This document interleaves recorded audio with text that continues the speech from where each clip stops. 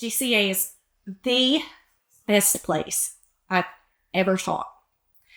We have the most supportive team. We have the very best families, and I'm so grateful that I get to be a part of it every day. She wrangles kindergartners, keeps them curious, and somehow makes it all look easy. Dr. Lowman-Sikes is GCA's Teacher of the Year. And in this episode, she shares the sweet moments, the real work, and why the littlest learners often teach us the biggest lessons. Enjoy the show.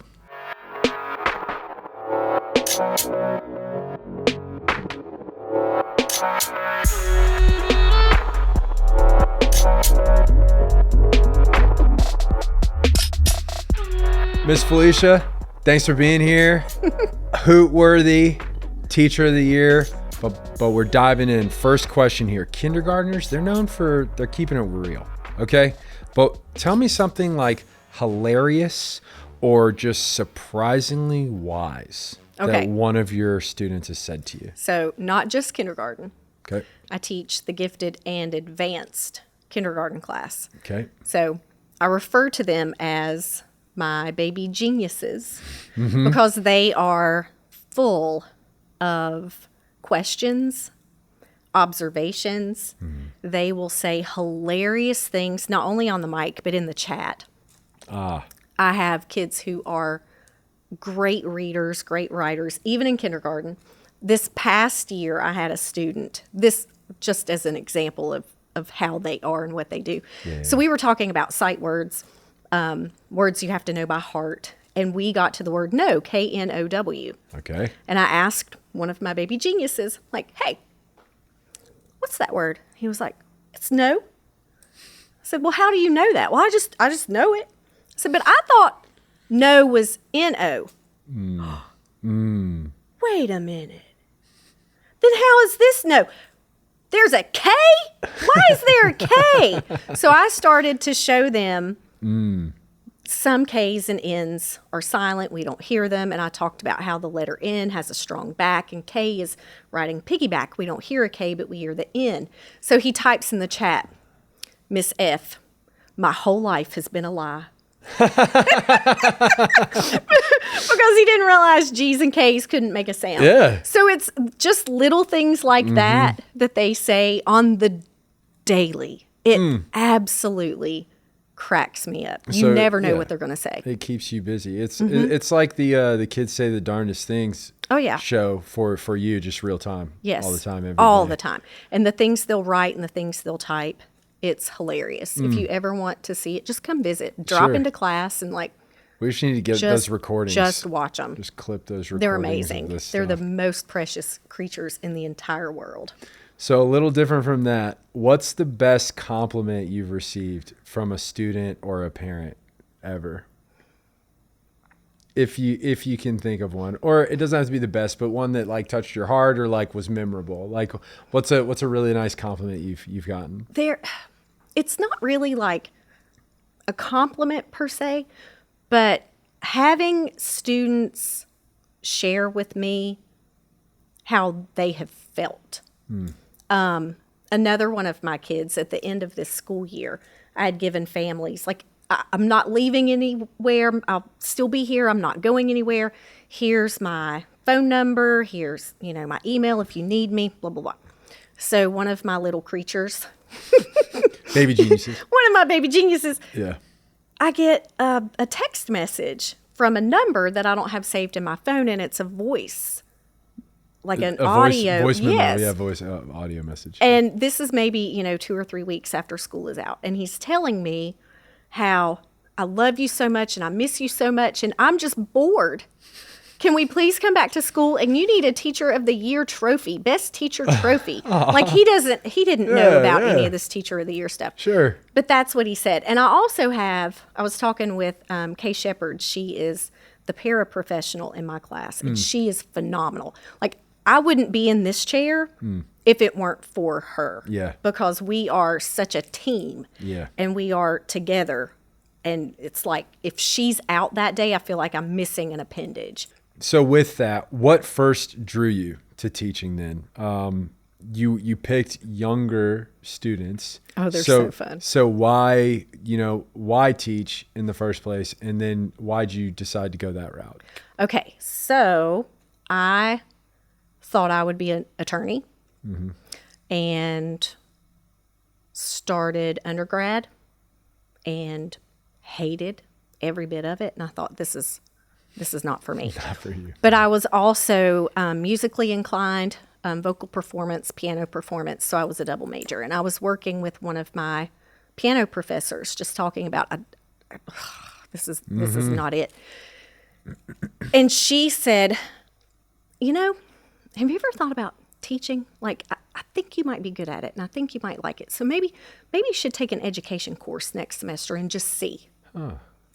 And I never, ever in a bajillion years thought that I would be a teacher. And I took that class and I thought, this is fun. I like this. And then we started some of those early, like they would send you out for 15 hours in certain grade levels to kind of weed out who really wants to do it. Sure. And from that point on, I was like, I'm sold. Nice. This is it. So I wound up graduating, stayed close to where I went for undergrad, started working in that brick and mortar division. I'm a big nerd. So every time I would have kids in my class and I would think, I want to learn more so I can help them. So I started the gifted ed graduate program. And I did that, and then I finished that degree, and I thought, well, now I'm bored. What do I do? So I went back to school and did another master's for administration and supervision, and then I was like, well, now I'm done, and I'm bored, so what do I do? So I went back and got my doctorate in curriculum and instruction. Wow, okay. So I've always wanted, from that minute of, this is cool. I like this. I like working with kids. I like working with their families. I like being able to make a difference in their lives. I wanted to make sure that the difference I made was a good one. Sure, effective. So I've tried to keep learning myself. Right. I feel like if I want to be a good teacher, I also need to be a student. I need to keep learning. I don't need to be stagnant. Sure, master your craft. Well, I don't know if I've mastered anything. Congrats on the doctorate. That's very great. And pursuing the education more, and you clearly have a passion for it. You're like the embodiment of education with all this. You teach it, you do it, you learn all this stuff. You won Teacher of the Year. You're representing the district for GCA. But take us back. Okay. How did you find out you were named Teacher of the Year, and then what went through your mind? So to kind of paint that picture for us at the Teacher of the Year moment. Okay. When I found out that I was the primary Teacher of the Year, I couldn't believe it. I didn't think it would be me. Okay. And the other candidates were just, I had watched their teaching videos. We can all see each other. Yes. They're incredible. And I thought, there are so many wonderful things about those other three teachers that surely, like crazy lady in kindergarten is not going to be the one. And I knew that there was like a small chance that someone might come to my home that afternoon for our Zoom meeting. Right. But because I live in the mountains and we don't have the best internet, during my lunchtime, I'm upstairs. I had just gone back upstairs. I was getting ready to, open up my computer and get back on. And I can hear like this, like a little kind of sound. And then I hear, is Felicia here? Is Felicia here? She is. And I thought, I didn't hear a car. Who is at my house? Yeah. And I hear my husband downstairs go, yeah, she's upstairs. Right. I walk downstairs, and our stairs, because we live in an older, like little cottage kind of house, and it's weird and quirky. So our stairs come out right in the kitchen next to the back door. And I'm going down the steps, and Deirdre's standing right there in my kitchen. And you're like, what? Deirdre!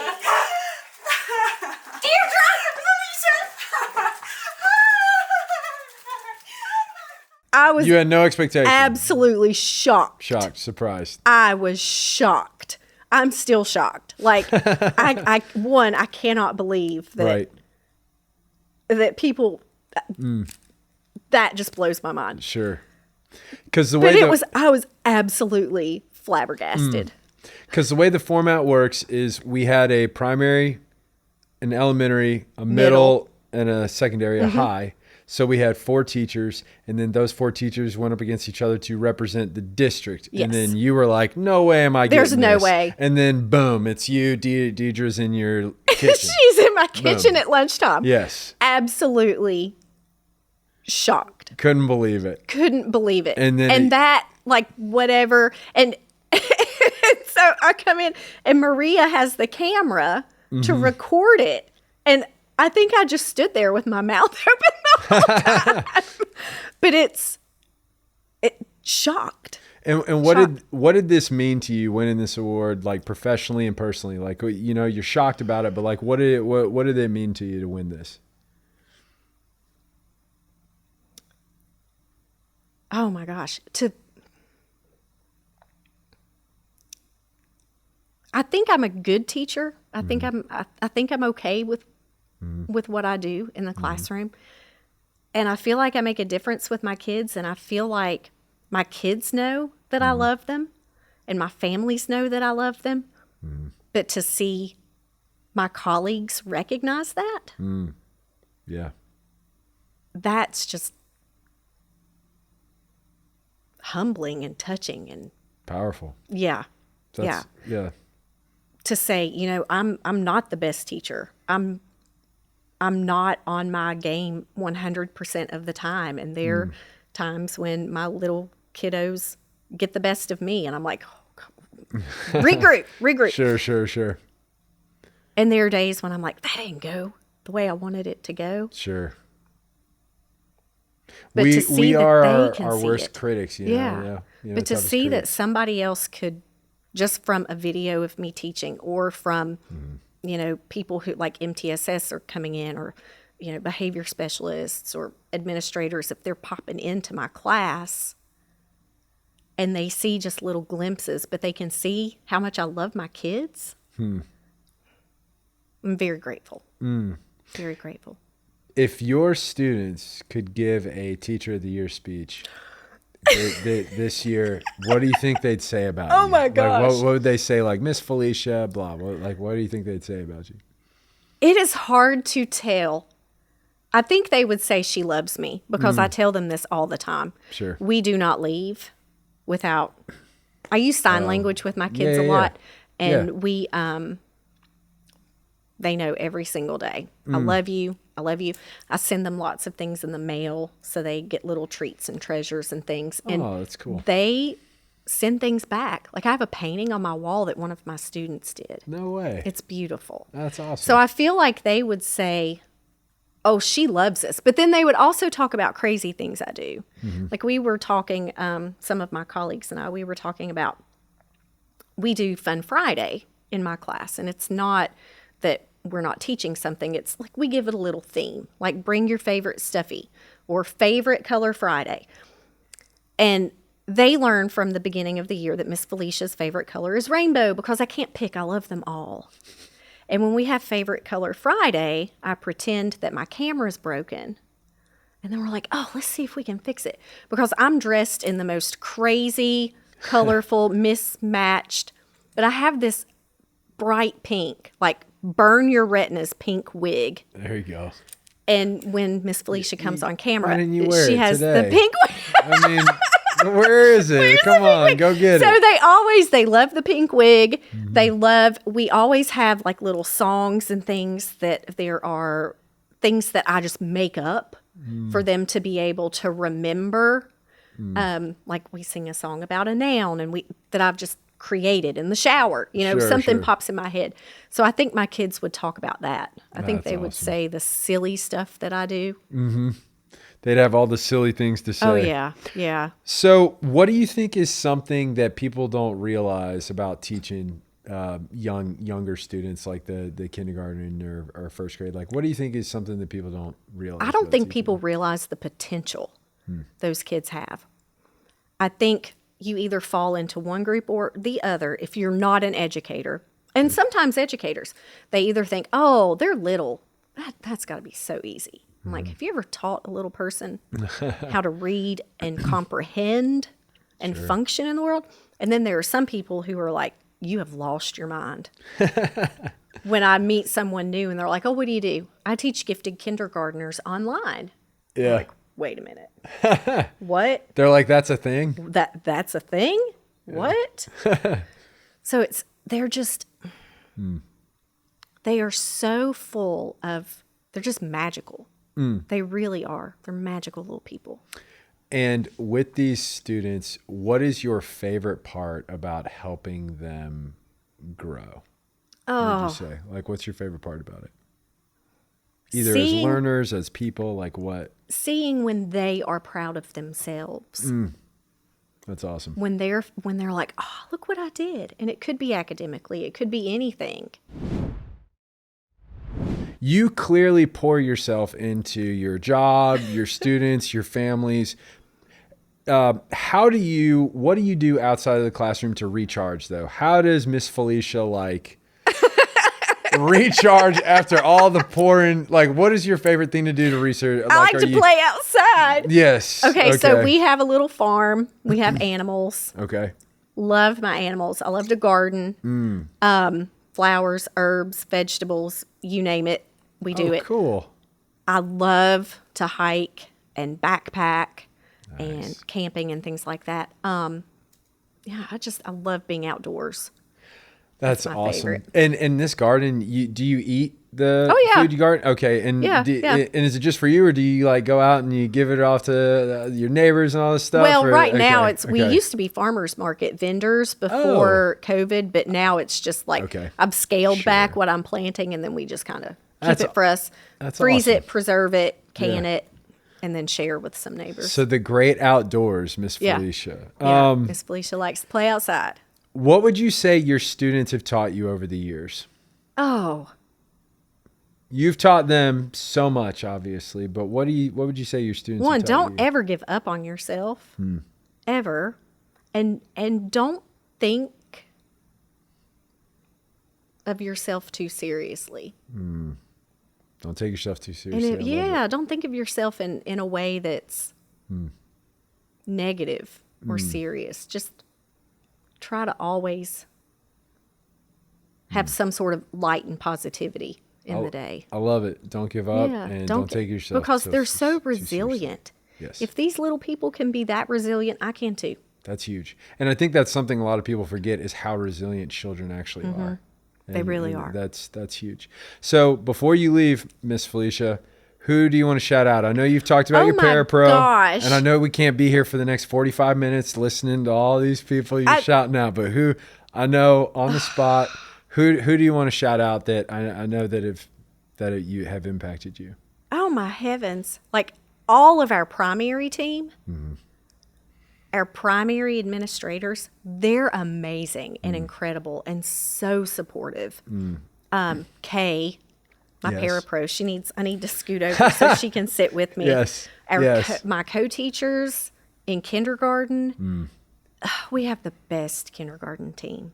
We have people who just adore these little kids. And we all are so focused on making sure that they're having a good, positive experience. Golly day. I guess maybe my daughter, because she didn't ring my phone while we were in here. There you go. She's always very supportive of me and my husband. Yes. And then, that's incredible. like a laundry list of people. Of course.